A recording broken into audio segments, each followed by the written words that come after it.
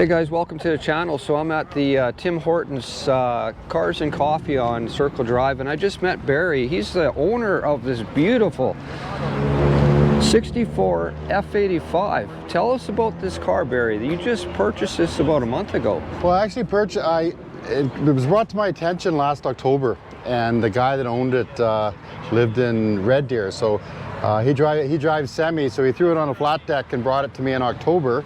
And I looked at it and took it for a test drive and basically fell in love with it. So we made a deal, and I was going to take it home in October, but no, he wanted to do a few things. He wanted to change the starter, and the rear seal was leaking a little bit. So he said, if I give it to you, I want it in perfect running condition. So that's nice. Yeah. So he brought it back to me in May, and I've been enjoying it ever since. Wow, it's a pretty car. It stood out right away. So this came from Alberta, Red Deer area? Red Deer, Alberta. So it's a total rebuild from 2005. Yeah. So it was rebuilt from the frame up and the paint and everything. So, you know, it's 17 years old now, but it still runs like a dream. And drives beautifully. It looks beautiful. I love the color. I love the wheels, the stance. Can we look under the hood there, Barry? We sure can.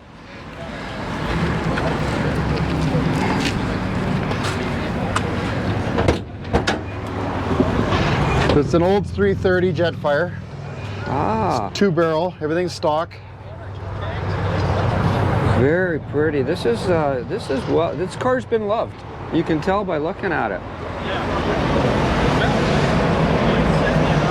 Really, really nice. Well taken care of, really clean under here, mostly original under the hood, but like you say, they went over it back in, what was that, 2005. 2005.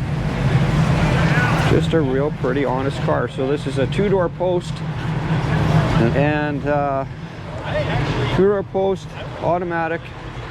Automatic on the tree, and the only option the car had on it, it's got no radio. However, it has electric windows. Oh, weird. That's a weird. Wow. Very cool. Very cool power window.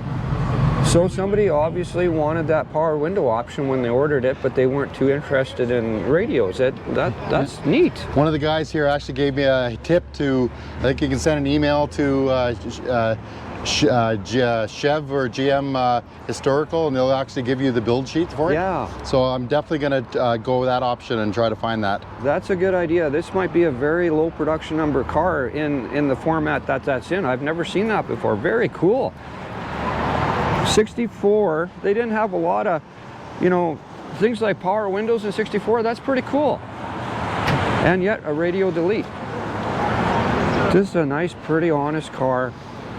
And this, you were saying this is kind of a retirement present for yourself. Yeah, that's pretty much exactly what it is. Wow. Well, this is a nice present. Very pretty car, Barry.